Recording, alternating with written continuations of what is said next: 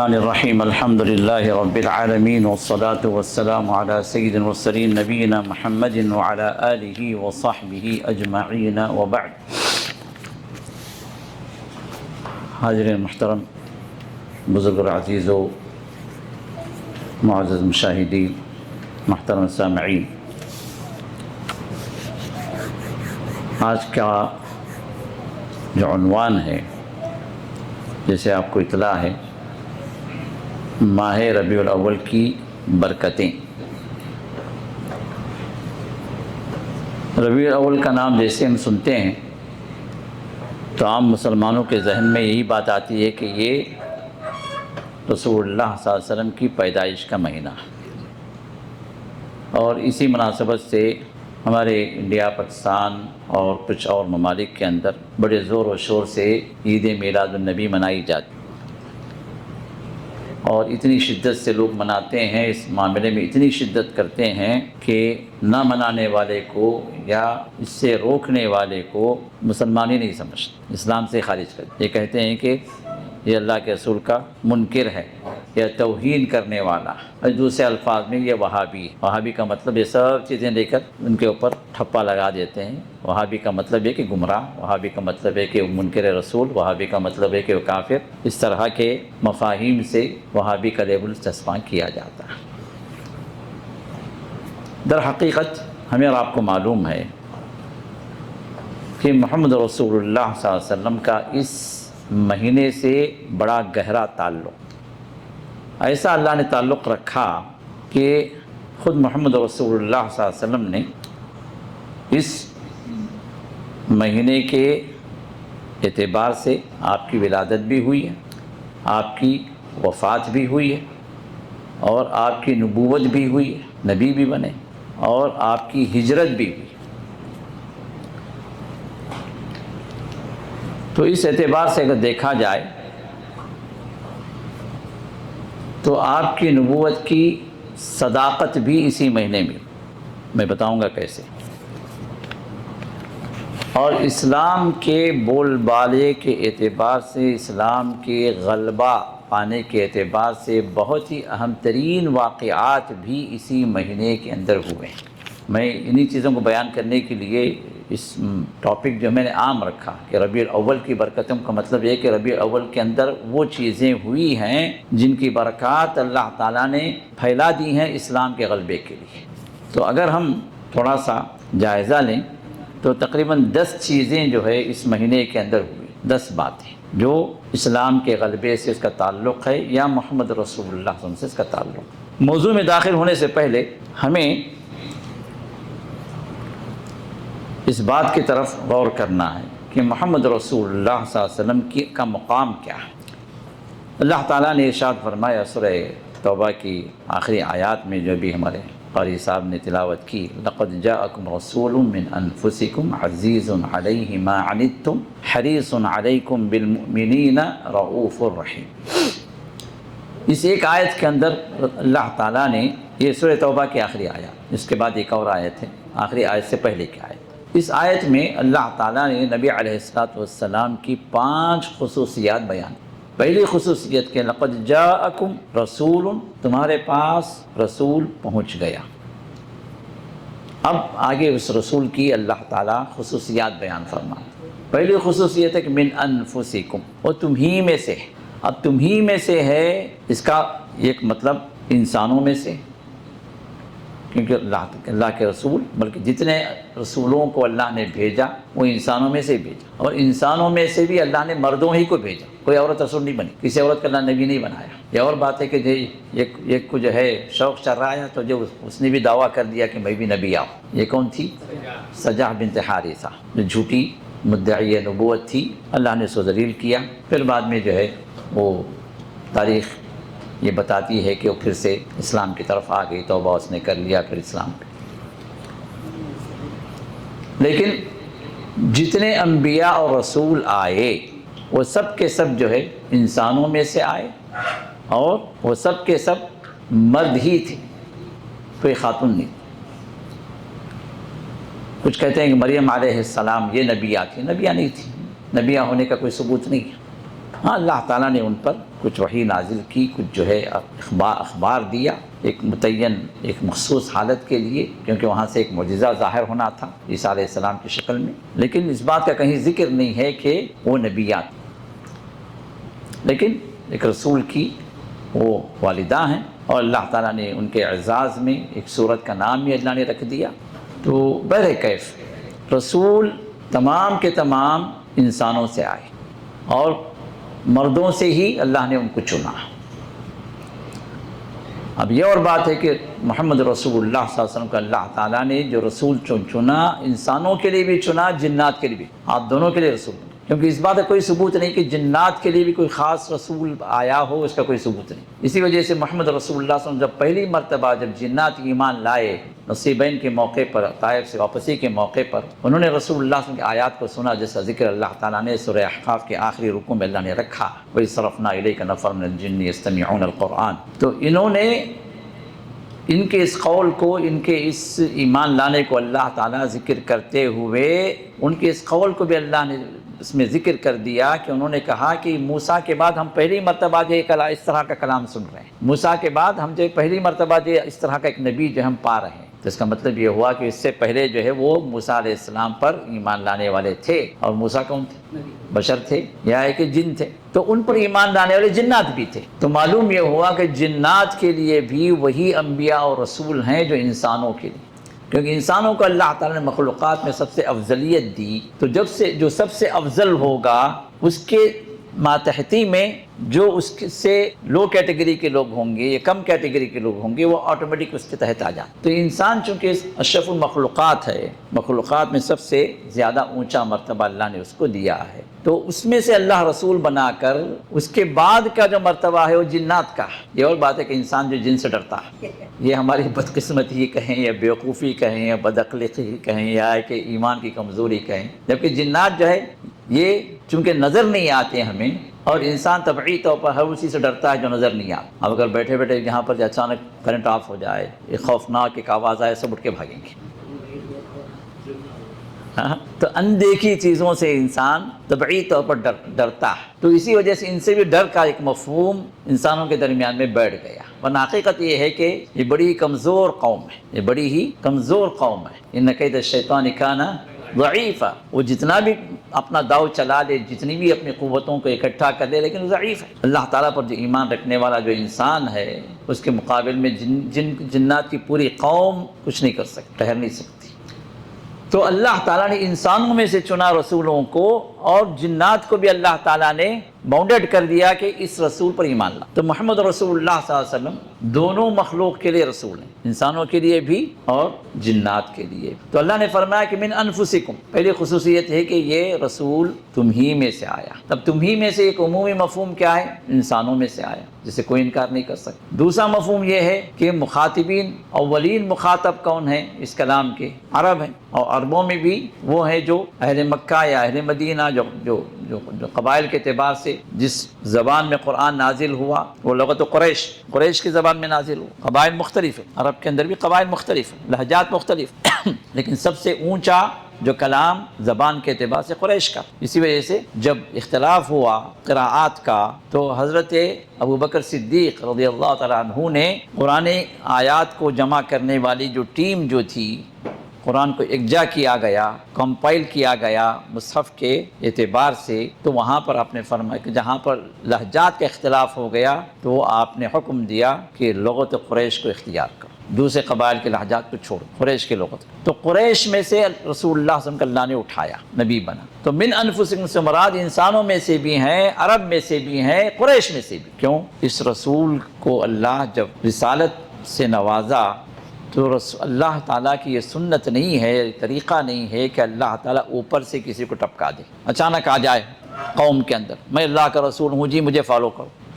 رسولوں کی پوری تاریخ میں، انبیاء کی پوری تاریخ میں دیکھ لیا۔ اسی وجہ سے اللہ تعالیٰ نے جہاں بھی انبیاء اور رسولوں کا ذکر کیا، وَاذْكُرْ أَخَا عَادٍ، اسی طرح نبی کے اس سورہ شعراء کے اندر اور بھی جو آیات ہیں، وَاذْكُرْ نہیں ہود کے علاوہ، ہاں اذ قال لهم اخوهم صالح، ان کے بھائی صالح۔ ہر قوم کے اندر سے اللہ تعالیٰ نے نبی کو اسی قوم کے درمیان سے اٹھایا، اس لیے کہ اس نبی کی پوری زندگی سامنے ہونی چاہیے لوگوں کے، جس کا بچپن، اس کی جوانی، عمومی طور پر جوانی کے اندر جو ہے شیطان کھیلتا ہے، گمراہیوں میں لے کر جاتا ہے، فواحش سے سرزد ہوتے ہیں، گناہوں کی زندگی بھی ہوتی ہے، پھر بعد میں ہدایت مل جاتی، آ جاتے ہیں۔ اب لوگ ہمیں معلوم بھی کیا تھا تمہارا، کیا لائف تھی تمہاری، معلوم ہے، کیا کیا کرے تم، سب پتہ ہے۔ اب ایسے کو اللہ نبی نہیں بنا جس کے جو ہے پاس کیریکٹر کے اندر ریمارکس تو اسی وجہ سے اللہ تعالیٰ انبیاء کو انہی میں سے، انہی اقوام میں سے اللہ اٹھاتا ہے جن کو اللہ چنتا ہے، ان کے پاس کی بھی اللہ حفاظت فرماتا ہے۔ محمد رسول اللہ صلی اللہ علیہ وسلم ایک ایسے ماحول میں تھے جو بت پرستی کے اندر ڈوبا ہوا تھا، جو شراب خوری کے اندر، بے حیائی کے اندر، فحاشی کے اندر، زناکاری کے اندر، جوؤں کے اندر، ظلم و ستم کے اندر ڈوبے ہوئے تھے۔ لیکن رسول اللہ صلی اللہ علیہ وسلم کی جو جوانی جو گزری ہے، کہیں ان چیزوں کے اندر آپ ملوث نہیں پائے گئے۔ یہاں تک کہ سیرت کے اندر ایک واقعہ آتا ہے کہ ایک مرتبہ رسول اللہ صلی اللہ علیہ وسلم اپنے کسی ایک دوست کے ساتھ زبردستی کسی گانے کی محفل میں چلے گئے جہاں پر رقص اور سرود ہو رہا، تو اللہ تعالیٰ نے آپ پر بے ہوشی کا ایک مرحلہ طاری کر دیا، نیند کا غلبہ، آپ کو پتہ بھی نہیں چلا کہ آپ نے وہاں پر کیا سنا کیا دیکھا، اور ہوش اس وقت آیا جب آپ وہاں سے لوگ نکل چکے تھے، تو اللہ تعالیٰ نے وہاں سے ہٹا دیا وہ سننا۔ اسی طرح جو ہے ایک مرتبہ کعبۃ اللہ کی تعمیر ہو رہی تھی، تو سیرت کے اندر یہ بات آتی ہے، اب وہاں پر تو جو ہے سطر کا کھول دینا ایک عام سی بات تھی، تو لوگ کیا کرتے تھے، پتھر کے وزن کو سنبھالنے کے لیے اپنی چادر کو نیچے رکھتے کندھے پر اور پھر پتھر اٹھاتے۔ دیکھیں گے ہمارے گاؤں وغیرہ میں بھی اس طرح کے لوگ ہوتے ہیں، مزدور لوگ۔ اب رسول اللہ صلی اللہ علیہ وسلم بھی پتھر ڈھو رہے تھے، تو آپ کے چچا نے کہا کہ محمد اپنی ازار نکالو اور یہاں رکھ لو تاکہ وزن کم ہو جائے۔ اب ازار نکالنے کا مطلب کیا ہے؟ ازار سے مراد کیا ہے؟ لنگی۔ احادیث میں جو ازار کا لفظ جو آتا ہے وہ کیا ہے؟ لنگی۔ لنگی کا مطلب کیا ہے؟ یہ ہم جو ہے سلی ہوئی جو لنگی پہنتے ہیں وہ لنگی نہیں ہے، وہ سنت نہیں ہے۔ ہمارے کیرلا والے بھائی جو پہنتے دیکھیں بنا سلائی کی جو کھلی ہو، وہ ہے لنگی، وہ سنت ہے۔ اب اس کے بعد ویسے ہی پہننا شروع کریں، لیکن اس کو پہننے کا طریقہ بھی ہونا چاہیے، ورنہ پھر آپ کا سطر بھی سب کے سامنے کھلے گا۔ اللہ مستعان۔ تو ان کے چچا نے کہا کہ اس کو نکالو اور یہاں رکھ۔ اب رسول اللہ صلی اللہ علیہ وسلم نکال ہی رہے تھے کہ اللہ تعالیٰ نے آپ پر جو غشی طاری کی، آپ گر پڑے، تو سطر کھلنے سے بھی رہ گیا۔ تو انبیاء کو اس طرح اللہ بچاتے ہیں، ان کی جوانی بھی جو پاکیزگی کے ساتھ گزرتی ہے کیونکہ اللہ نے اختیار کی۔ تو یہاں پر بھی رسول اللہ صلی اللہ علیہ وسلم کو جب اللہ تعالیٰ نے بشر بنایا، انسان بنایا، تو آپ نبوت سے پہلے بھی سب سے بہترین انسان، اور نبوت کے بعد کیا کہنے، تو اللہ کی خاص حفاظت میں آ گئے۔ نبوت سے پہلے بھی آپ نے کبھی شراب نہیں، نبوت سے پہلے بھی کبھی آپ نے زنا کی طرف آپ نے نظر اٹھا کر بھی نہیں دیکھا، اور نبوت سے پہلے بھی آپ نے نہ کبھی سود خوری میں آپ ملوث ہوئے، نہ کسی بے حیائی کے کام میں آپ شریک ہوئے، نہ کسی گانے بجانے کی کسی محفل میں آپ وہاں پر شامل ہوئے، نہ بت پرستی میں، جبکہ بت پرستی ایک عام سی بات، اکا دکا پورے معاشرے کا کوئی اکا دکا کوئی فرد تھا جو اس سے بچا ہوا، ورنہ عمومی طور پر ہر گھر کے اندر بت تھا، ہر گھر کے اندر بت پرستی تھی، شرک اور کفر ہر جگہ پھیلا ہوا، توحید نام کی کوئی چیز نہیں، لیکن اس کے باوجود بھی رسول اللہ صلی اللہ علیہ وسلم ان چیزوں سے اپنے آپ کو آپ نے بچایا رکھا۔ یہ اللہ کی توفیق۔ تو کہنے کا مطلب ہے کہ اللہ تعالیٰ نے سب سے پہلی بات جو ارشاد فرمائی، من انفسکم، یہ نبی تم ہی میں سے آئے، کہیں باہر سے نہیں آ گیا، جس کی سیرت، جس کی تاریخ تم کو معلوم ہی نہ ہو، یہ کیسی زندگی گزارا ہے، کیسا جو ہے پروان چڑھا، کیسی جوانی گزری ہے، کیسے اس نے جو شادی کی ہے، کیسے اس کے بچے ہوئے ہیں، کس ماحول کا یہ بندہ ہے، بلکہ یہ رسول وہ ہے تم ہی میں سے ہے، اس کا ایک ایک لمحہ، ایک ایک قدم تمہارے سامنے ہے۔ کوئی ریمارک ہے، کوئی ایسی بات ہے کہ جب وہ پہلے منمانی عیاشی کرتا رہا، باقی تم کو جو تعلیم دے رہا ہے کہ ہاں بھائی اللہ کے بندے بن جاؤ، عیاشی مت کرو، زنا نہ کرو، شراب نہ پیو، اور اس کا پاس پورا جو ہے شراب خوری میں، زناکاری میں اور بے حیائی میں گزرا ہو؟ نہیں، تمہارے سامنے پلا، من انفسکم۔ پھر دوسری چیز کہ عزیز علیہ ما عنتم، تمہیں جو بھی مشقت ہوتی ہے نا، جو چیز بھی تمہیں تکلیف دہ ہوتی ہے، اس نبی کو تمہاری تکلیف پر تکلیف ہوتی ہے، تمہاری چھوٹی سی بھی زحمت جو ہوتی ہے تم کو، اس سے کہیں زیادہ اس کو زحمت ہوتی ہے۔ اسی وجہ سے آپ دیکھیں گے کہ شریعت کے اندر احکام میں آسانیاں ہی آسانیاں، مشقت نہیں ہے۔ اللہ نے فرمایا کہ ما جعل علیکم فی الدین من حرج، دین میں تم پر اللہ نے کوئی مشقت نہیں رکھی۔ یہ اور بات ہے کہ ہم مشقتیں ڈال دی ہماری جہالت کی وجہ سے، یا ہماری شدت پسندی کی وجہ سے یا پھر دین کے اندر ہم اپنے آپ کو کچھ زیادہ ہی جو ہے یہ سمجھ کر کہ بھئی ہم ایسے کرنا ہے، ہم اس سے زیادہ کرنا ہے، یہ حکم صحیح ہے ٹھیک ہے، لیکن عام لوگوں کے لیے ہم جو ہے خاص ہیں اور ہم آگے بڑھنا ہے۔ یہ اپنے طور سے لوگوں نے جس طرح عیسائیت کے اندر رہبانیت کو لوگوں نے اختیار کر لیا، اللہ نے فرمایا کہ رہبانیت ابتدعوها ما کتب اللہ علیہ، کہ یہ رہبانیت ہے جو انہوں نے اپنے طور شروع کر لی، عبادت کے نام پر ساری رات ایک ٹانگ پہ کھڑے رہنا، غار میں جا کے بھوکے پیاسے رہنا، کئی دن سمندر میں جا کر کھڑے رہنا، برفیلا پانی کے اندر جو کئی دن ایسے ہی کھڑے رہنا، یہ سب کیا ہے؟ رہبانیت کے وہی طریقے ہیں جو صوفیوں نے اختیار، ان کی وہ مشقتیں، ان کا جو ہے ان کی ریاضتیں، ہم ریاضتیں کر رہے ہیں، ہم جو ہے اس کے اندر اور آگے بڑھ رہے ہیں، جتنی مشقت اٹھاؤ گے اتنا تم اللہ سے قریب ہو۔ یہ ان کا اپنا کانسیپٹ، اللہ کے رسول نے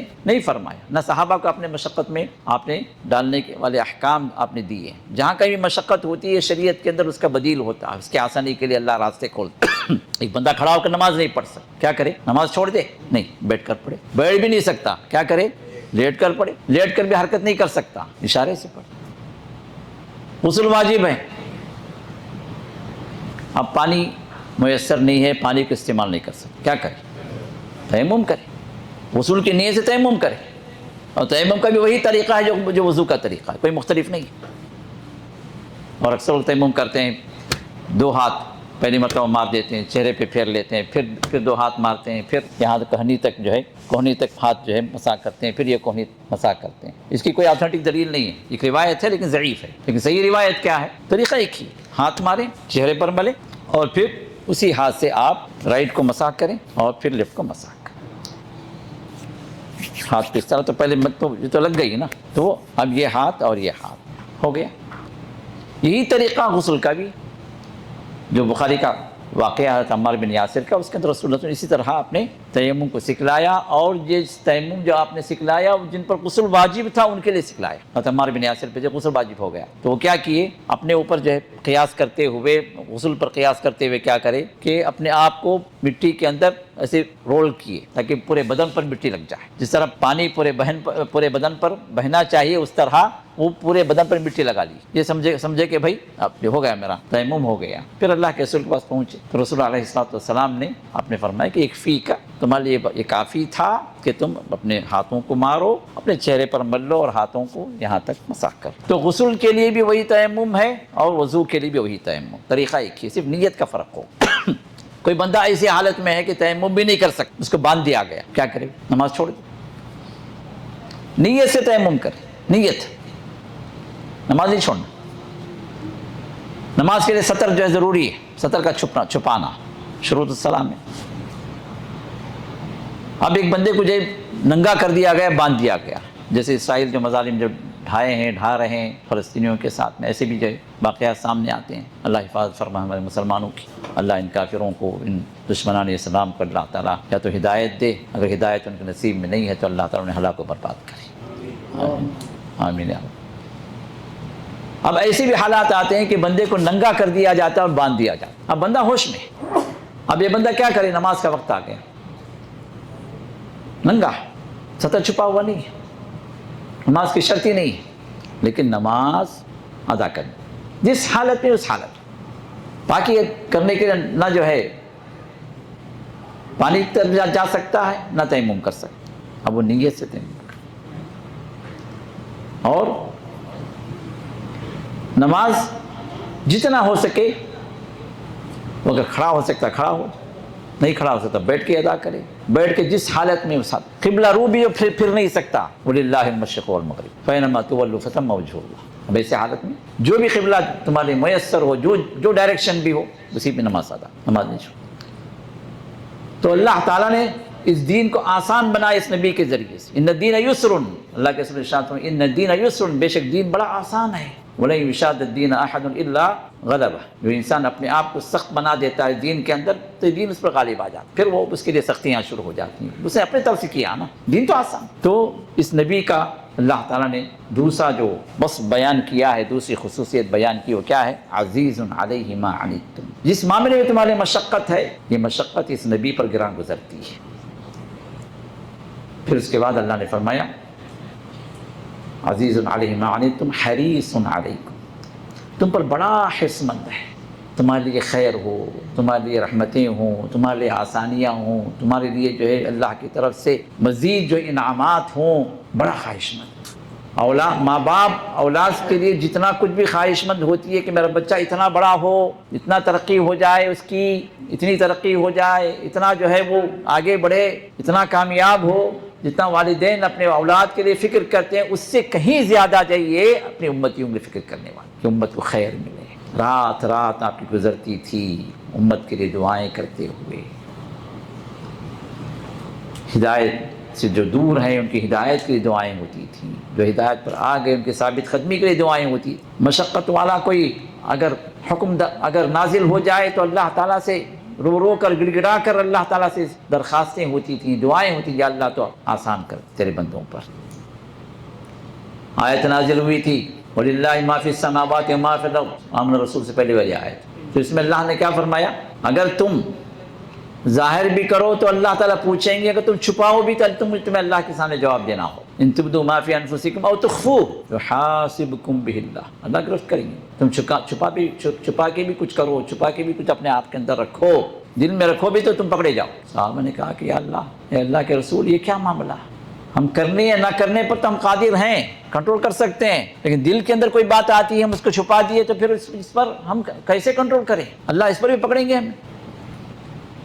تو رسول اللہ صلی اللہ علیہ وسلم کو بھی یہ بات بڑی شاق گزری،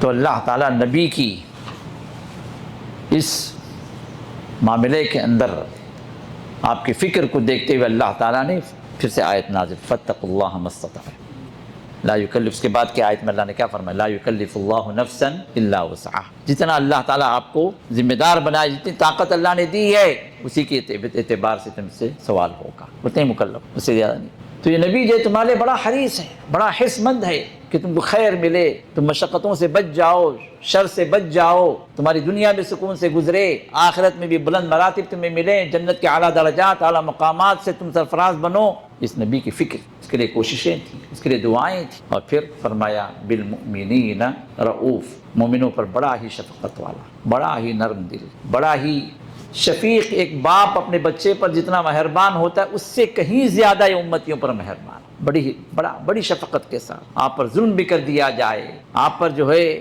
کوئی انسان زیادتی بھی کرے، آپ برا نہیں مانتے۔ ایک مرتبہ ایک آدمی آیا، ایک اعرابی آیا، ایک بدو، رسول اللہ صلی اللہ علیہ وسلم نے اس سے کچھ قرض لیا تھا۔ آپ نے جب بھی قرض لیا ہے مسلمانوں کے لیے لیا، بیت المال کے لیے لیا، یہ کوئی محتاج صحابی کے لیے لیا، کسی معاملے میں رسول اللہ صلی اللہ علیہ وسلم نے قرض لیا، اور پھر اس کا وعدہ تھا کہ تم فلاں تاریخ کو آ جاؤ اور اپنا قرض واپس لے کے جاؤ۔ وہ بندہ آیا، لیکن اس وقت اللہ کے رسول کے پاس کوئی ایسی چیز نہیں تھی کہ اس کو ادا کرے۔ تو رسول اللہ صلی اللہ علیہ وسلم سواری پر بیٹھے ہوئے ہیں، وہ آیا اور سختی سے، بڑی درست انداز سے، سخت کلامی کرتے ہوئے آپ پر جو ہے اپنا رومال ایسے انداز سے ڈالا کہ وہ رومال جو رسی کی طرح ہو گیا، پھر آپ اور اتنے زور سے وہ کھینچا کہ آپ کے گردن پر اس کے نشانات، اور کہا کہ محمد تم وعدہ خلاف ہو، تم ہی نہیں، تمہارا خاندان ایسی ہی، ہم کیا کریں گے؟ آنسیں چڑھا لی، کیسے بول رہا تھا؟ تو رسول اللہ صلی اللہ علیہ وسلم جو ہے، آپ صحابہ غضبناک ہو گئے، اور عمر تو ہمیشہ تیار رہتے تھے، اے نبی کہو تو اڑا دوں گردن، کہو تو جبڑا توڑ دوں، کہو تو اس کے ہاتھ پاؤں توڑ دوں، یہ تو ہمیشہ مستعد رہتے تھے۔ اب یہاں پر بھی جو صحابہ جو آگے بڑھے، اللہ کے رسول کیا آپ کے ساتھ ایسا پیش آتا ہے اور ہم موجود ہیں ہمارے سامنے اس طرح؟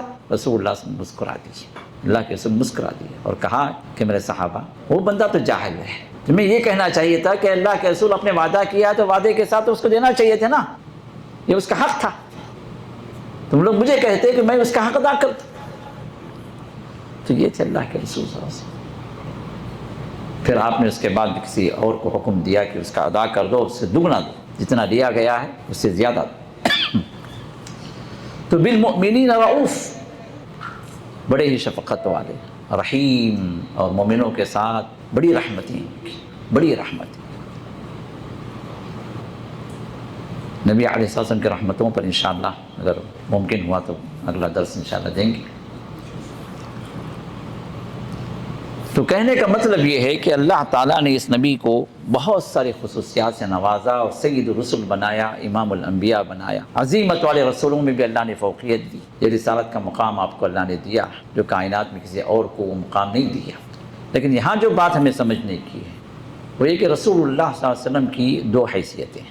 ایک حیثیت آپ کے بشر ہونے کی اور دوسری حیثیت آپ کے نبی ہونے کی.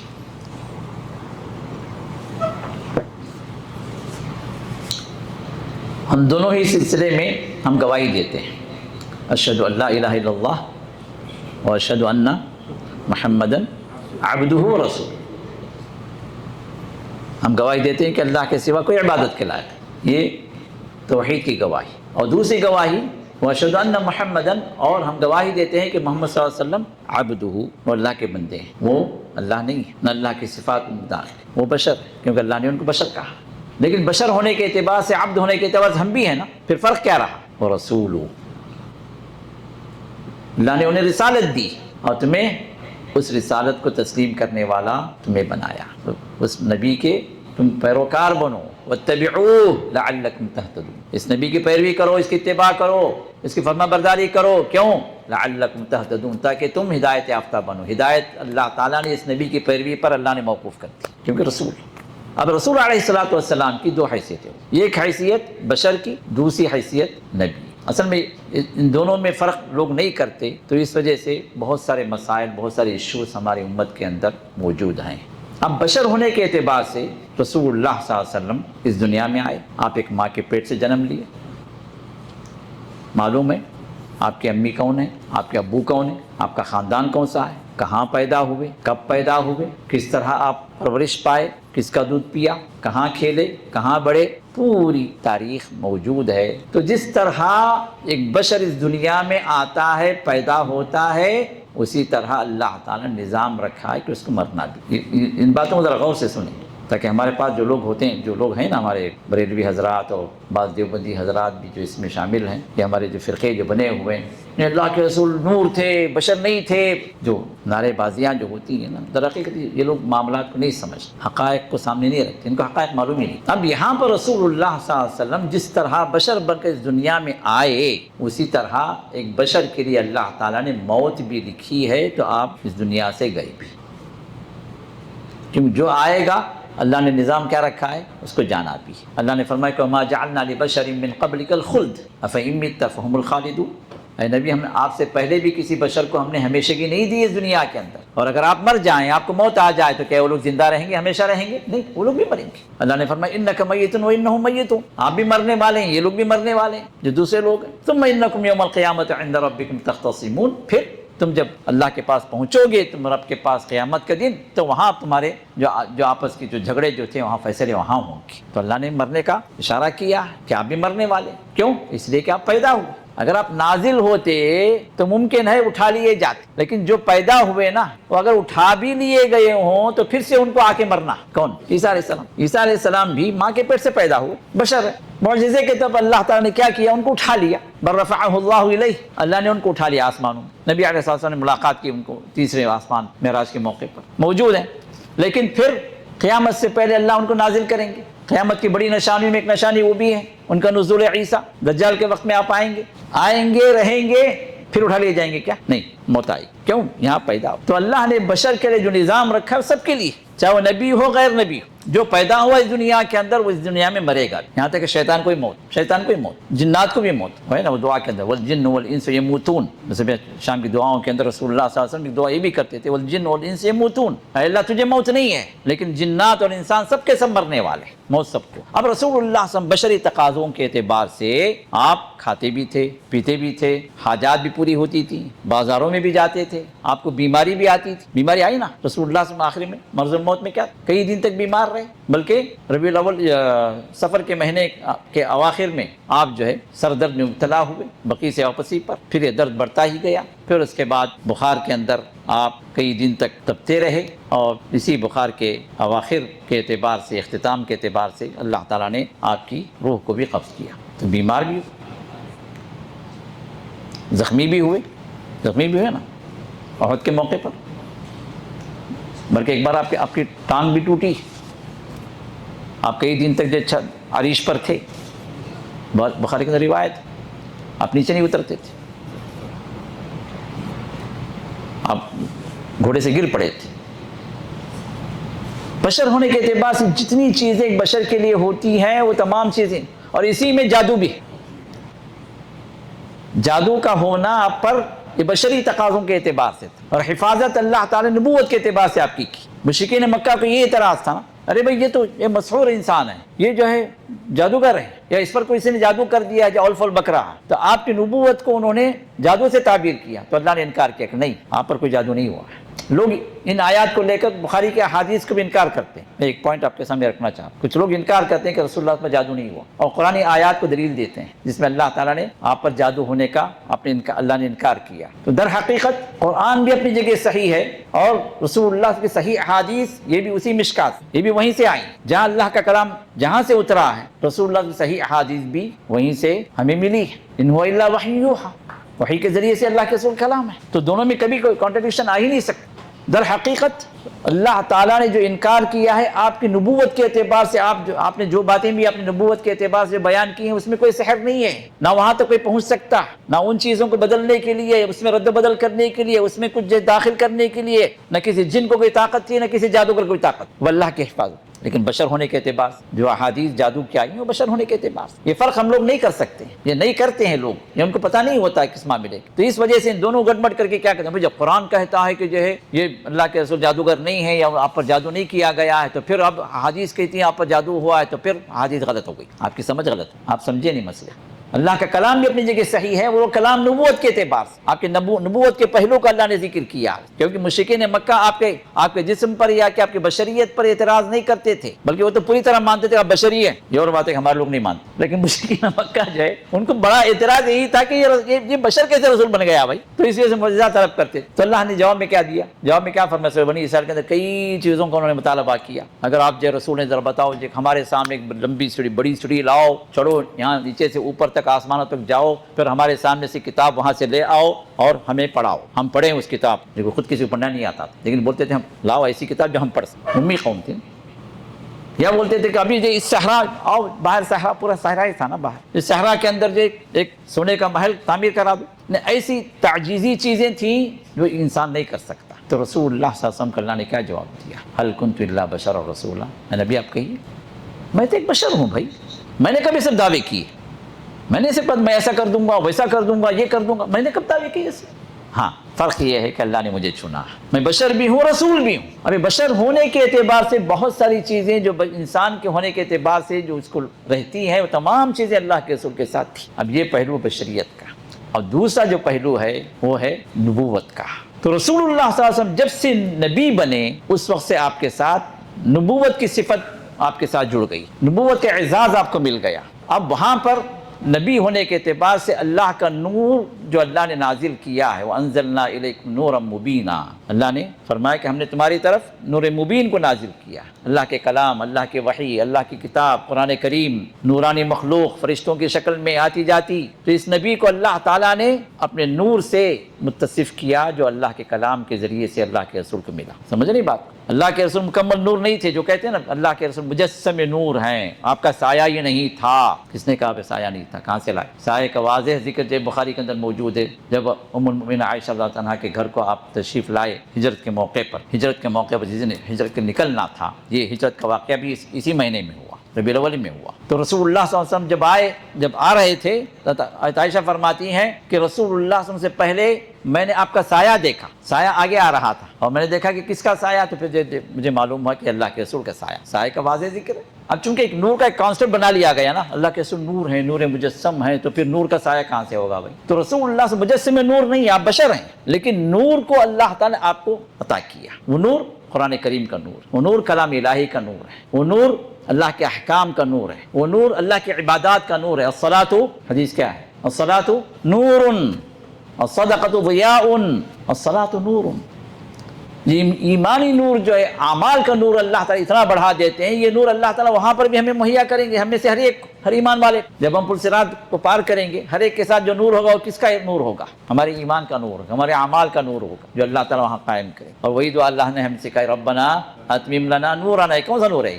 یہ وہی نور ہے جو ہم میں سے ہر ایک کے ساتھ ہے، ایمان کا نور، اور رسول اللہ صلی اللہ علیہ وسلم اس معاملے میں سب سے زیادہ مکمل، آپ کو مکمل و اکمل نور دیا گیا، کیونکہ رسالت آپ پر ختم کی گئی، رسولوں میں سب سے اونچا مرتبہ آپ کو دیا گیا، کلام میں سب سے معزز کلام قرآن کریم آپ کو دیا گیا، قرآن خود اپنی جگہ نور ہے، تو یہ نور اللہ کا کلام، اللہ کے احکام، اللہ کی عبادتیں، یہ محمد رسول اللہ صلی اللہ علیہ وسلم کو جب دی گئیں تو آپ نے اس نور کا بٹوارا بھی کیا اپنی امتیوں کو قرآن کریم کے ذریعے سے، قرآن کی تعلیم، احکام کی تعلیم، عبادات کی تعلیم، یہ نور ہے جو اللہ منتقل کرتے ہیں۔ تو اسی وجہ سے ایمان کا نور جو ہے یہ خود ہر انسان کے اندر ہوتا ہے اس کے اعمال کے تحت، اور وہ حدیث ہمارے سامنے ہونی چاہیے جس میں رسول اللہ صلی اللہ علیہ وسلم نے ارشاد فرمایا کہ جب انسان گناہ کرتا لا یزنی الزانی حین یزنی وهو مؤمن، بخاری کی حدیث، مسلم کے اندر بھی، ولا یسرق السارق حین یسرق وهو مؤمن، کوئی آدمی زنا نہیں کرتا، ایک مومن جب زنا کرتا ہے تو پھر وہ زنا کی حالت میں وہ ایمان والا نہیں رہتا، چوری کرتا ہے ایک مومن ایمان والا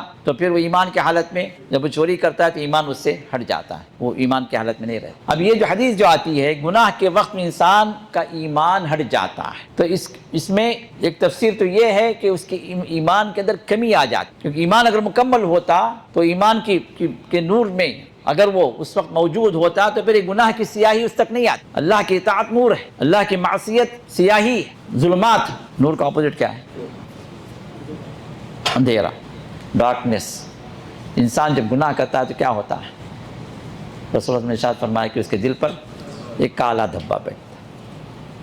اب یہ ڈارکنس بڑھتا جاتا ہے، جب وہ گناہ میں آگے بڑھتا جاتا ہے بغیر توبے کے تو پھر یہ ڈارکنس بھی کیا ہوتا ہے؟ بڑھتا جاتا ہے، ایکسپینڈ ہوتا جاتا ہے، دھبے پر دھبے لگتے جاتے ہیں، یہاں تک کہ وقت ایسا آ جاتا ہے کہ اس کا پورے کا پورا دل سیاہ ہو جاتا ہے۔ اب یہاں پر اس کے بعد ہدایت کی کوئی بات اس پر اثر نہیں کرتی، اللہ مہر لگا دے۔ جب توبہ کرتا ہے تو پھر اس سیاہی دھل جاتی ہے، نیک اعمال کرنا شروع کرتا ہے تو پھر اللہ تعالیٰ اس کے دل کو اللہ روشن کرنا شروع کرتا ہے، یہ نور بڑھنے لگتا ہے۔ تو اب انسان جب گناہ کرتا ہے تو اس کے اس نور اس ایمان کے نور کے اندر کمی آ جاتی ہے۔ ایمان کا نور ہو، جو اللہ والے ہوتے ہیں، جو اللہ سے قریب ہوتے ہیں، اس کو محسوس کرتے ہیں۔ یہ ہم جیسے جو ہے جو کیا کہتے ہیں ایک بوجھ اتار کے پھینکنا ہے، نمازیں پڑھتے ہیں، بھائی فرض ہو گئی نماز، چلو پڑھ لو بھائی، ارے وہ صدقے کا حکم دیا گیا، زکوٰۃ کا حکم دیا گیا، کیا کرنا، نکالنا، لو نکال کے دے دو۔ عبادات میں ہماری چاشنیاں نہیں ہیں، لذتیں نہیں ہیں، کیوں؟ اس لیے کہ نور کو ہم محسوس نہیں کرتے۔ اگر واقعی ہم اللہ کی اطاعت اپنی رغبت کے ساتھ ہم کریں تو پھر اللہ تعالیٰ وہ نور بھی ہمیں عطا کرتے ہیں جس کو ہم محسوس کر سکتے ہیں۔ اور یہی جو اذکار کا نور ہوتا ہے، شیاطین بھاگتے ہیں گھروں سے، یہ اذکار کا نور ہے، کیونکہ جہاں یہ اللہ تعالیٰ کے ذکر کا نور، اس کے عبادات کا نور ہوتا ہے، شیاطین وہاں پر موجود نہیں رہتے۔ اس کے برخلاف جہاں پر معصیتیں ہوں، جہاں پر گانے بجانے ہوں، جہاں پر لڑکیاں ناچیں، جہاں فلمیں لگیں، جہاں پر جو بے حیائی کے کام ہوں، وہاں پر انہی کی آماجگاہ ہو، کیوں؟ وہاں فرشتے ہٹ جاتے، یہ نورانی مخلوق بھی ہٹ جاتے۔ جہاں ہماری عبادات ہوں، ہمارے اذکار ہوں، یہ نورانی اشیاء ہوں تو پھر یہ نورانی مخلوق بھی یہاں پر حاضر، اور شیطانی مخلوق وہاں سے ہٹ جاتے، کیونکہ شیطان نار سے بنا ہے، نور کا مخالف، نور کا مخالف۔ جہاں نور حاضر ہو وہاں سے نار غائب، جہاں نار حاضر ہو وہاں سے نور غائب۔ تو اسی وجہ سے نار کیا ہے؟ یہ اعمال ہماری سیئات ہیں، ہمارے گناہ ہیں جو ہمیں جہنم میں لے جانے والی، یہ کالے دھبے ہیں، یہ سیاہ کام ہیں جس میں شیاطین حاضر ہوتے ہیں تو نور غائب ہو جاتا ہے، ہمارے ایمان کا نور غائب ہوتا ہے۔ عبداللہ بن عباس ارشاد فرماتے ہیں کہ جب بخاری کی حدیث ہے جس میں عبداللہ بن عباس کی تفسیر بھی موجود ہے، جس میں فرماتے ہیں کہ جب بندہ گناہ کرتا ہے تو اپنے ہاتھوں کو اس طرح کیا، ایمان کا نور اس طرح پیوست رہتا ہے، لیکن جب گناہ میں انسان مشغول ہوتا ہے، زناکاری میں مشغول ہو گیا، گالی گلوچ میں مشغول ہو گیا، زنا اور جو ہے چوری میں مشغول ہو گیا، ڈکیتی میں مشغول ہو گیا، تو پھر یہ نور ایسے ہٹ جاتا ہے، یہ ایمان ایسے ہٹ جاتا ہے، آپ نے انگلیوں کی اس طرح باہر کر دیا۔ پھر جب اس سے فارغ ہوا، احساس ہوا اس کو، ارے بھائی میں نے اتنی بڑی غلطی کر دی، یا اللہ تو معاف کر دے، پھر یہ ایمان ایسے آتا، پھر گھس جاتا۔ یہ ایمانی نور ہے۔ تو رسول اللہ صلی اللہ علیہ وسلم نے بھی جو باتیں آپ پر نازل ہوئی، جو کلام نازل ہوا، جو نور نازل ہوا، یہ مکمل نور۔ تو نبوت کے اعتبار سے رسول اللہ صلی اللہ علیہ وسلم پر نور نازل کیا گیا، کیونکہ اللہ کا کلام خود واضح ہے، وَأَنزَلْنَا إِلَيْكُمْ نُورًا مُبِينًا قَدْ جَاءَكُم مِّنَ اللَّهِ نُورٌ وَكِتَابٌ مُبِينٌ۔ اللہ نے فرمایا کہ تمہارے پاس نور آیا اور واضح کتاب اللہ نے عطا فرمائی۔ یہ نور در حقیقت اللہ کی وحی کا نور، نورانی مخلوق جو اتری۔ اب آپ کو معلوم ہوگا پہلی وحی جب نازل ہوئی تو ہوا کیا؟ پہلی مرتبہ جو جبریل آئے، کہاں آئے؟ جی غار حرا میں، جب اقرا کی آیات لے کر آئے۔ اقرا کی آیات پڑھانے سے پہلے رسول اللہ صلی اللہ علیہ وسلم نے کیا کیا؟ پڑھو، کیا کہا؟ اقرا، تاکہ ماں نہ بقاری، میں کہاں سے پڑھوں، میں تو پڑھنے والا نہیں، میں تو امی ہوں، میں نے کبھی پڑھا لکھا نہیں، کسی مدرسے میں گیا نہیں، مجھے کچھ نہیں پتا اس کے بارے میں، تم کہتے پڑھو۔ تو اللہ کے رسول کیا فرماتے؟ جبریل آگے بڑھے، فضمنی ضمۃ شدیدہ، آگے بڑھے اور مجھے بھینچ لیا، زبردست، ہم کہتے ہیں حگ، یہ حگ سے بھی کہیں آگے کی چیز تھی۔ یہ کیا تھا؟ یہ کیا تھا؟ علماء فرماتے ہیں کہ یہ نور کا انتقال تھا، یہ نور کا جو ہے یہ نورانی مخلوق تھی جو اللہ کے رسول کے دل کے اندر اس نور کو جو ہے انہوں نے منتقل کیا، اور یہ 3 مرتبہ یہ چیز ہوئی، پھر اس کے بعد رسول اللہ صلی اللہ علیہ وسلم پڑھنے لگے۔ رسول اللہ صلی اللہ علیہ وسلم کو جب معراج کی طرف لے جایا گیا تو کیا کیا گیا؟ ہاں، شق صدر کا واقعہ، شق صدر کا جو واقعہ ہوا، حرم میں لائے، ام ہانی کے گھر سے آپ کو اٹھایا، حرم میں لائے، آپ کو لٹایا، اور پھر ایک تشت لایا گیا جس میں زمزم تھا، اور پھر آپ کے دل کو نکال کر اس میں اس زمزم سے دھویا گیا، پھر اس کے اندر رسول ارشاد فرماتے ہیں کہ شیطانی جو حصہ تھا اللہ نے جبریل کے ذریعے سے اسے نکلوا دیا۔ جب شیطانی حصہ نکلوا دیا گیا تو پھر کون سا حصہ بھرا گیا؟ کہ شیطان کا سیاہی، تاریکی، ظلمات، اس کو جب ہٹایا گیا تو پھر وہاں پر جو اللہ تعالیٰ کی اطاعت اور اللہ تعالیٰ کی طرف سے جو نور، وہ نور وہاں پر داخل کیا۔ پھر رسول اللہ سے اس قابل ہوئے کہ آپ نورانی مخلوق کی طرف آپ سفر کریں، معراج کا واقعہ۔ پھر اللہ تعالیٰ ان کو لے کر گیا آسمان، اور یہ واقعہ بھی کئی روایات کے اعتبار سے یہ بھی ربیع الاول میں ہوا۔ لوگ 27 رجب جو خواہ مخواہ مشہور کر دی۔ معراج کی رات کب ہے لوگوں کے پاس؟ جی 27 رجب مناتے ہیں شب معراج، بھول گئے شاید میرے خیال سے یہاں کے آپ لوگ۔ ہاں نہیں منا رہے نا۔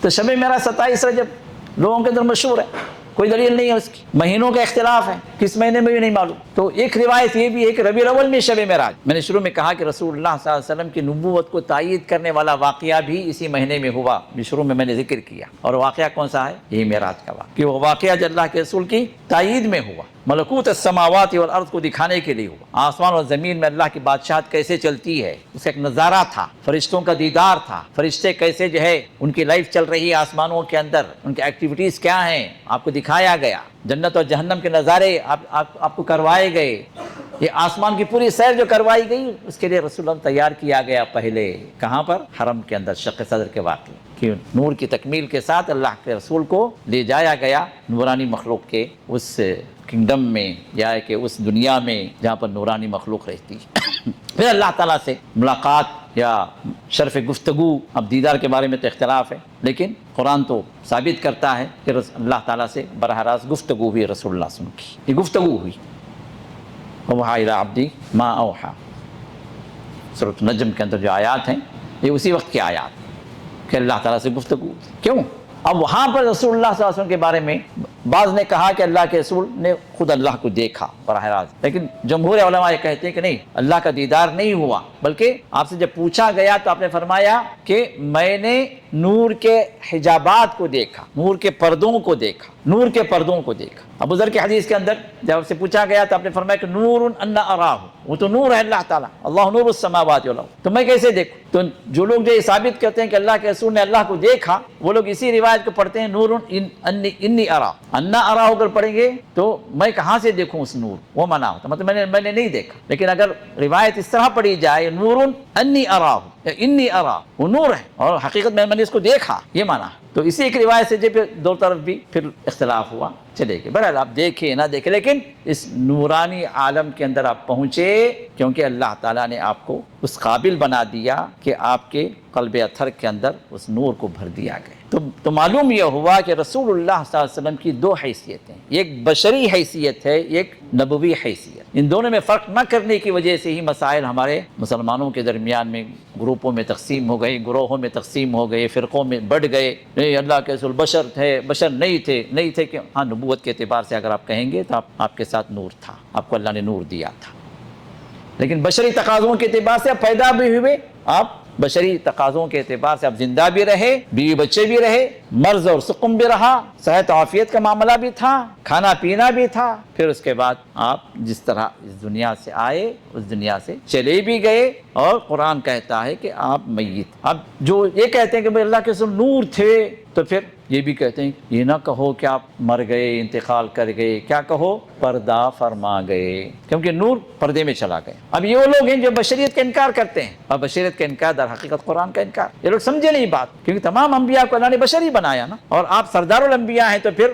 سردار البشر بھی ہو گئے۔ امام الانبیاء آپ مانتے ہیں نہیں مانتے؟ جب مانتے ہیں تو انبیاء کون تھے؟ انبیاء سب کے سب بشر تھے، تو امام الانبیاء ہیں، تو پھر ان تمام بشروں کے جو آپ امام بن گئے، تو بشریت میں بھی آپ مکمل رہے، بشریت میں بھی آپ کا اعلیٰ درجہ۔ تو رسول اللہ صلی اللہ علیہ وسلم دونوں حیثیتوں اگر ہم سامنے رکھیں گے تو پھر یہ جو امت کے اختلافات جو بٹے ہوئے ہیں نا وہ خود ہی حل ہو جائے۔ اب یہاں پر رسول اللہ صلی اللہ علیہ وسلم جب پیدا ہوئے تو یہ بشری مسئلہ تھا یا کہ نبوت والا مسئلہ تھا؟ بشری مسئلہ تھا۔ تو اسی وجہ سے جب آپ پیدا ہوئے تو آپ ایک عام انسان کی طرح پیدا، آپ جب پیدا ہوئے تو آپ محمد بن عبداللہ، آپ پیدا ہوئے تو عبد المطلب کے پوتے تھے، آپ پیدا ہوئے تو جو بنو ہاشم کے ایک چراغ تھے۔ عام جس طرح بچے ہوتے ہیں اسی طرح یہ بھی بچے، اور اسی وجہ سے جو دودھ پلانے والی جو دائیاں جو آتی تھیں مکے کا چکر لگاتی تھیں طائف سے، یہ بچہ جو کہ غریب گھرانے کا تھا اس وجہ سے کوئی لینے تیار بھی نہیں تھا۔ اب اللہ کے رسول نور تھے، ارے اتنا نور جو ہے اتنا روشن ہے، پورا گھر روشن ہے، چلو اس کو لے لو، پہ آگے بڑھ۔ ام حلیمہ کہتی ہیں جو دائیاں جو آپ کو لے کر گئی، وہ کہتی ہیں کہ جب پورا مکہ، کیونکہ میری اونٹنی آتے ہوئے میری سواری بڑی جو ہے سست تھی، بڑی کمزور تھی، تو اس لیے میں سب کے ساتھ نہیں پہنچ سکی مکہ، مجھ سے پہلے جو ہے میری سہیلیاں پہنچ گئیں، مالدار گھرانوں کے بچوں کو انہوں نے لے لیا۔ جب میں نے چکر لگایا تو میری قسمت میں کوئی مالدار گھرانہ تھا ہی نہیں، لے دے کے ایک بچہ تھا یہ غریب گھرانے کا محمد بن عبداللہ۔ اب اتنی دور سے آئی ہوں، بیکار ویسے ہی واپس جاؤں، اس سے بہتر ہے کہ بچے کو لے کے چلے جاؤں، تو مجبوری پر جو بچہ لیا گیا۔ ان کی خود روایت موجود ہے، پڑھ کر دیکھ، اگر نور ہوتے تو جو اتنی روشنی ہوتی، اتنا یہ ہوتا تو کہ جو بھی پہلے آیا بھائی لے لو اس نور کو۔ تو آپ جب پیدا ہوئے تو بشر، اب جب بشر جب پیدا ہوتا ہے تو پھر کیا ہوگا؟ موت بھی ہوگی، تو رسول اللہ سے انتقال بھی کر۔ اب جب پیدا ہوئے چونکہ ایک عام بچے تھے تو اس وجہ سے نبوت سے پہلے کے جتنے واقعات ہیں، آپ نبی جب بن گئے تو پھر آپ جو ہے ہائی ریٹڈ ہو گئے، اب آپ نبی، اب آپ کے ماننے والے بھی بن گئے۔ تو نبوت سے جو ہے ہر چیز کا احصائیہ ہمیں ملتا ہے، اسٹیٹسٹک ملتی ہے، تاریخ ملتی ہے، کیونکہ آپ نبی۔ اب اس سے پہلے کے جو واقعات ہیں ایک عام انسان کے واقعات رہے، اس وجہ سے تواریخ میں اختلاف بھی ہے، کیونکہ تاریخ اس وقت موجود نہیں تھی نا، عرب کے لوگ لکھے پڑھے نہیں تھے، عرب کے لوگ امی تھے، ان کو تاریخ بھی نہیں آتی تھی۔ تاریخ زیادہ سے کیا آتی تھی ان کو؟ کوئی ایک اہم ایونٹ کوئی ہو گیا عرب کے اندر تو اس ایونٹ سے جو تاریخ رکھتے تھے۔ اب رسول اللہ کی پیدائش بھی ذکر کی جاتی ہے، کیا کہتے ہیں؟ عام الفیل، وہ سال جس میں ہاتھیوں کا لشکر آیا تھا، ابرہہ جو لشکر لایا تھا کعبۃ اللہ کو اٹھانے کی، بہت بڑا واقعہ عرب کے اندر، تو اس واقعے کو ذکر کر کے بتاتے تھے ہاں اس سے جو ہے 1 سال پہلے، اس واقعے سے 2 سال بعد تاریخ یہ رکھی جاتی۔ تو رسول اللہ صلی اللہ علیہ وسلم کی ولادت بھی جب بتائی جاتی ہے کہ رسول اللہ صلی اللہ علیہ وسلم پیدا ہوئے عام الفیل، جب یہ ہاتھیوں کا واقعہ ہوا اس کے 6 ماہ بعد، ابھی 6 ماہ بعد جو ہے ربیع الاول کا مہینہ، جس طرح تاریخ میں مورخین بتاتے ہیں۔ اب کون سا دن؟ اختلاف، کیونکہ اس وقت تدوین نہیں ہوئی تاریخ۔ اب کسی روایت کے اندر 2 تاریخ ہے، کسی میں 8 تاریخ ہے، کسی میں 9 ہے، کسی میں 10 ہے، کسی میں 12 ہے، کسی میں 18، تواریخ مختلف، کوئی تاریخ متعین۔ اس کے برخلاف رسول اللہ صلی اللہ علیہ وسلم انتقال کر گئے، آپ کی وفات کا دن متعین ہے؟ نہیں متعین ہے، کیونکہ صحابہ موجود تھے، نبوت کے بعد آپ کا ہر ایونٹ صحابہ نے نوٹ کیا، تو آپ کی وفات تو یہ بہت بڑا سانحہ تھی صحابہ کے۔ اب پوری طرح صحابہ متفق ہیں، احادیث کی کتابیں متفق ہیں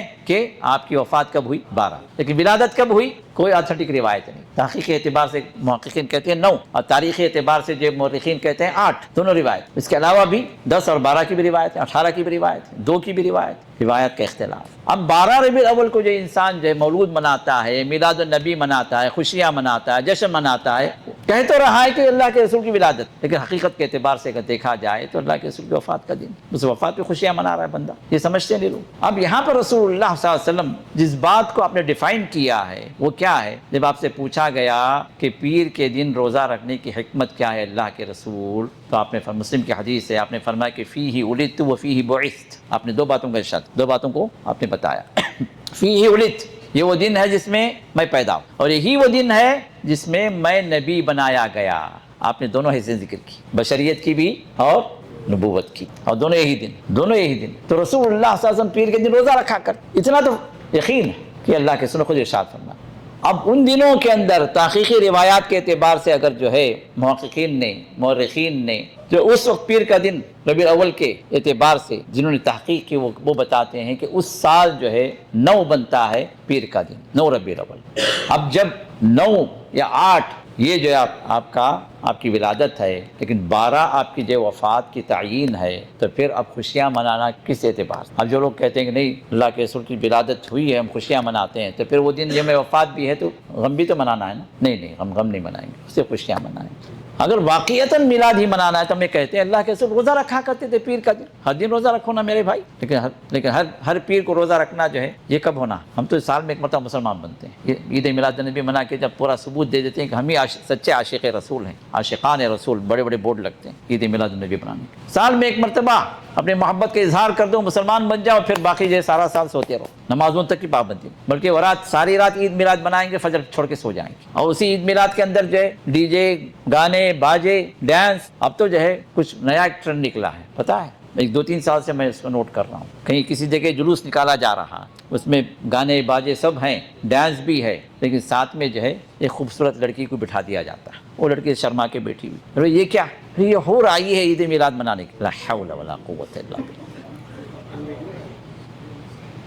2-3 سال سے میں دیکھ رہا ہوں کہ یہ واٹس ایپ پہ سرکولیٹ ہو رہا ہے، کیسی جہالت ہے لوگوں تو رسول اللہ صلی اللہ علیہ وسلم جن چیزوں کو مٹانے کے لیے آئے، بعثت لیکسر المزامیر، آپ نے فرمایا کہ میں گانے بجانے کے آلات کو توڑنے کے لیے آئے، بے حیائی کو، برائی کو ختم کرنے کے لیے مجھے بھیجا گیا، توحید کا علم بلند کرنے کے لیے مجھے بھیجا گیا، اور توحید تو درکنار کہیں دور پتہ نہیں میلوں تک نظر نہیں آتی توحید، اور جو بھی نظر آتا ہے یہ گانے بجانے، یہ فسادات، یہ لڑکیاں، یہ خلط ملط عورتوں کا، یہ نظر بازیاں، یہ جتنے جو فحش کام ہیں، یہ سب میلاد النبی کے نام سے لوگ بناتے ہیں، تو اللہ کے رسول کی شفاعت انہیں ملے، انہیں تو اللہ کے صرف بدعت کرنے والے کو اللہ کے رسول دور کر دیں گے، جیسے بخاری کی حدیث ہے، بدعت کرنے والے کو اللہ کے رسول فرمائیں گے سحقا لمن غیر بعدی دین، میرے نظروں سے دور کر دوں ان لوگوں کو جنہوں نے میرے بعد دین کو بدل کر رکھ دیا، صرف بدعات پر اللہ کے رسول کی شفاعت محرومی، اور یہ تو پوری شرکیات ہو رہے ہیں، اللہ کے رسول کا نام لے، پوری گند ان محفلوں کے اندر ہوتی ہے، پوری بے حیائیاں ان محفلوں کے اندر ہوتی ہے، اور شرکیات کا تو اس کے تو کیا کہنے، اللہ کے رسول کو وہاں پر حاضر سمجھا جاتا ہے، یہ سمجھا جاتا ہے کہ اللہ کے رسول وہاں پر تشریف لائے اس محفل کے اندر جہاں پر قوالیاں ہوں، گانے ہوں، بجانے ہوں، لڑکیاں ہوں، اللہ کے رسول وہاں پر تشریف لائے، نعوذ باللہ، یہ کیسی تہمتیں جو نبی ان چیزوں کو ختم کرنے کے لیے آیا، اسی نبی کا نام لے کر وہ کام کر رہے ہیں، اب کیا اللہ کے رسول جو ایسے لوگوں کی شفاعت کریں گے؟ اللہ کے رسول تھوک کر بھی نہیں دیکھے، پلٹ کے بھی نہیں دیکھے، کیوں؟ انہوں نے اللہ کے رسول کا نام لے کر دین سے غداری، اللہ کے رسول کے خلاف کام کر کے اللہ کے رسول کو بدنام کیا ہے، یہ امتی ہونے کے کہنے کے حقدار ہی نہیں بنیں گے اللہ کے رسول کے سامنے، تو میرے دوست اس معاملے کے اندر ہمیں غور کرنا ہے، اور امت سے ان برائیوں کو، ان بدعتوں کو ہمیں ختم کرنا ہے، اور اویئرنیس جس چیز کو ہم کہتے ہیں نا، آگاہی کہ صحیح دین کیا ہے، یہ ہمیں ان تک پہنچانا۔ بہت سارے ہمارے بھائی ان کو دین نہیں معلوم، پبلک جو کر رہی ہے ہمیں کرنا ہے، ہمارے پاس پیٹ پالو مولوی جو کچھ بھی بیان کرتے ہیں اس کو سن کے جو اس پر جھومنا ہے، یہی آتا ہے، کیونکہ ہمیں سکھایا ہی جاتا نا، نماز کیا ہے بھائی، امام صاحب جب دعا کریں تو تم آمین بولو، بس ہمیں یہی معلوم، اب امام کیا دعا کرتا ہم کو نہیں معلوم، امام جہاں سانس لے کے رکا ہم آمین، وہ کچھ بھی بول لے ہم آمین، یہی ہم کو سکھایا جاتا ہے۔ اب ایسے لوگوں کی جو امامت کے اندر ہمیں جو چلایا جا رہا ہے، ہمیں کچھ نہیں معلوم ہے، اب یہ پیٹ پالو جو بھی مولوی ہیں، پیر لوگ ہیں، صوفی لوگ ہیں، اپنے اپنے مطلب کے لیے، اپنے اپنے مقصد کے لیے، اپنی دنیا کے لیے لوگوں کو ایسے ڈگر پہ لے کے جا رہے ہیں جہاں پر ان کا فائدہ، امت برباد ہو کوئی مسئلہ نہیں ان کو، امت گمراہ ہو جائے کوئی مسئلہ نہیں ان کو مسئلہ اپنی دنیا سے، اپنے جیب سے، اپنی عزت سے، اپنی پگڑی سے، اپنے مقام سے، اس کو قائم کرنے کے لیے آج امت کو کسی اور لے کے جا رہے ہیں۔ میرے دوست ضرورت اس بات کی ہے ہم اللہ کے رسول کی سیرت کو پڑھیں، ہم قرآن کی طرف آئیں، ہم جو حق کو جانیں اور اس دین کو ہم پھیلانے والے بنیں، حق کو حاصل کرنے کے بعد یہ حق ہم دوسروں تک بھی پہنچائیں، کیونکہ جیسے جیسے آپ اس نور کو حاصل کریں گے یہ نور آپ کے اندر بڑھتا جائے گا، تب یہ نور آپ کے اندر آئے تو پھر آپ کا فرض یہ بنتا ہے کہ اس نور کو آپ دوسروں تک بھی پہنچائیں، تو اس کے لیے ہم کوشش کریں تاکہ ہمارے گھروں سے، ہمارے معاشرے سے، ہماری سوسائٹی سے، ہمارے عزیز اقارب سے یہ چیزیں دور ہوں اور لوگ صحیح قرآن کی طرف اور صحیح احادیث کی طرف لوگ آئیں اور جو ہے ہدایت پائیں۔ اللہ سے دعا ہے کہ اللہ تعالیٰ ہم سبوں کو محمد رسول اللہ کی شفاعت نصیب فرمائے، آپ کی سنتوں کی پیروی اللہ تعالیٰ ہمیں کرنے کی سعادت نصیب فرمائے، ہمارے گھروں کے اندر اللہ تعالیٰ صحیح اسلام لے آئے، صحیح اسلام پر عمل کرنے والے ہم، ہمارے بیوی بچے، ہمارے عزیز و اقارب، ہمارے والدین سبھی اس پر عمل کرنے والے بن جائیں، جن کے ذریعے سے اللہ تعالیٰ جس طرح یہاں جمع فرمائے اپنی جنتوں میں بھی اللہ ہم سب کو جمع فرما دے۔ وآخر دعوانا الحمدللہ رب العالمین۔ موضوع ہمارا ویسے ہی رہے گا یا ربیع الاول کی برکتیں